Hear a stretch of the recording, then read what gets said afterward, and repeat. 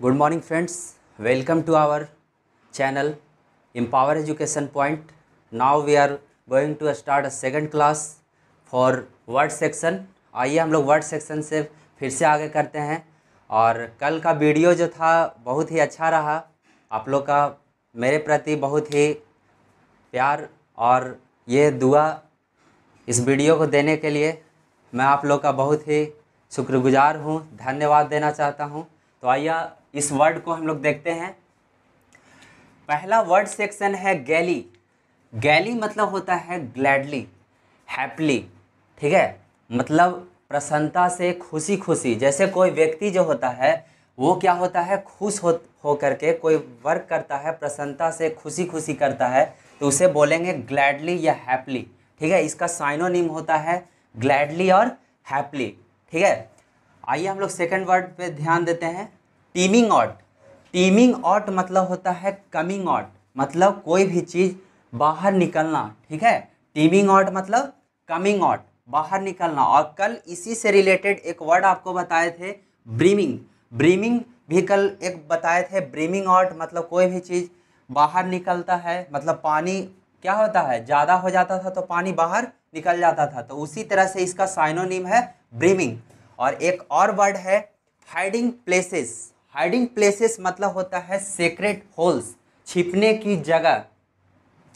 मतलब इसका इंग्लिश होता है प्लेस यूज्ड फॉर हाइडिंग और as a retreat from other people.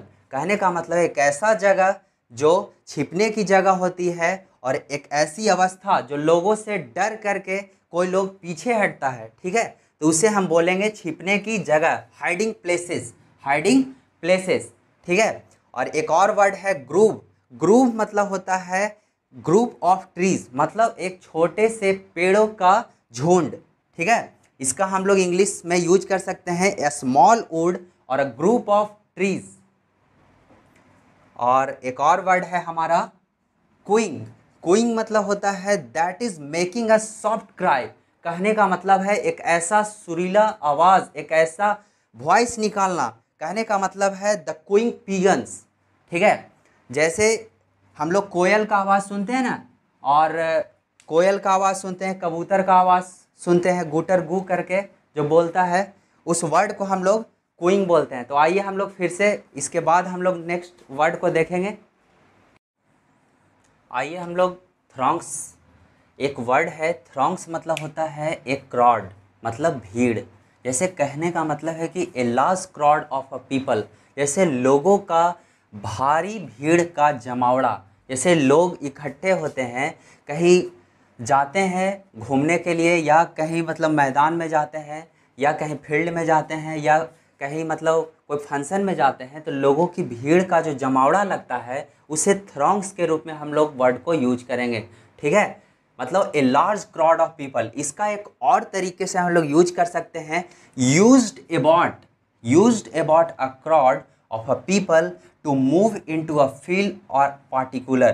कहने का मतलब है कि भारी संख्या में लोगों का किसी ओर बढ़ना या कहीं जमा हो जाना। जैसे कहने का मतलब है कि जैसे लोग लगातार बढ़ रहा है, किसी ओर जा रहा है, जैसे कोई भी चीज़ को देखने के लिए लोग कहीं इकट्ठा होते हैं या देखने के लिए वहाँ जमा होते हैं, तो उस सेंस में हम लोग इस वर्ड को यूज कर सकते हैं थ्रॉन्ग्स। बहुत ही अच्छा एक बेहतरीन वर्ड है थ्रॉन्ग्स, ठीक है। और नेक्स्ट वर्ड है कन्वर्जिंग।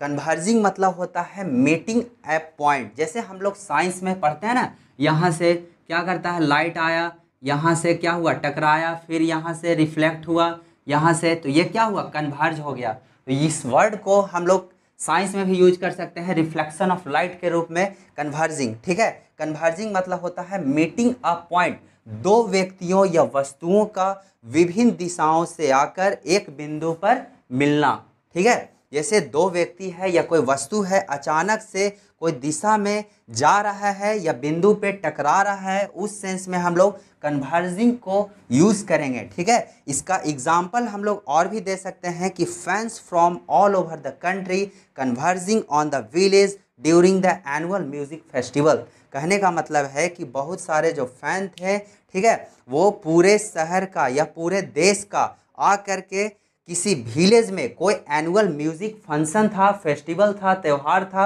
उसमें वहाँ इकट्ठा होकर मिल रहे थे। ठीक है, तो इस सेंस में हम लोग यूज कर सकते हैं। चलिए आगे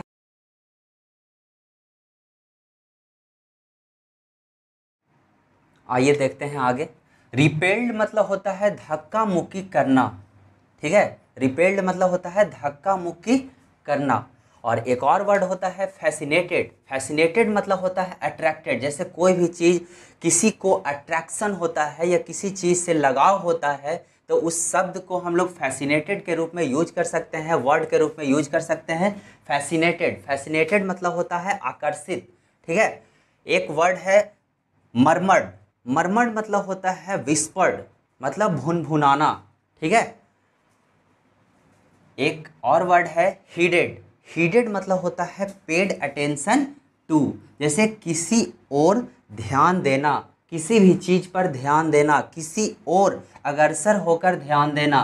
ठीक है, हीडेड। हीडेड मतलब होता है पेड अटेंशन टू, ध्यान देना। ठीक है, एक मतलब इसका इंग्लिश हम लोग यूज कर सकते हैं to pay attention to advice और वार्निंग ईटीसी। कहने का मतलब है कि सलाह, चेतावनी आदि का ध्यान देना। जैसे कोई व्यक्ति सलाह देता है तो उसके प्रति बच्चों को क्या करना चाहिए, ध्यान देना चाहिए। ठीक है, फिर कोई व्यक्ति गलत काम करता है तो उसे चेतावनी मिलती है। ठीक है, तो उस चेतावनी को वो क्या कर सकता है, ध्यान दे सकता है। ठीक है, एक वर्ड है हॉक्ड। हॉक्ड मतलब होता है सॉर्टेड। जैसे कोई व्यक्ति किसी को आवाज़ लगाता है, बुलाता है, ठीक है, तो उसे हॉक्ड के रूप में यूज कर सकते हैं। ठीक, फिर है एक आपका इरेसिस्टिबली। इरेसिस्टिबली मतलब होता है निर्विरोध ढंग से। ठीक है, और एक और वर्ड है आपका रिफ्यूज़। रिफ्यूज़ मतलब होता है टू फॉरबिड। टू फॉरबिड मतलब मना करना। ठीक है, तो हम लोग आज सेकंड क्लास आपका आज यहीं तक रहा, और इसके आगे हम आपको वर्ड सेक्शन के आगे भी करते रहेंगे, और ये लेसन आपका कल पूरा हो जाएगा। और इसी तरह से आप लोग हमें प्यार बनाए रखें, मतलब ज़्यादा से ज़्यादा शेयर करें, लाइक करें, हमारे वीडियो को सब्सक्राइब करें। धन्यवाद।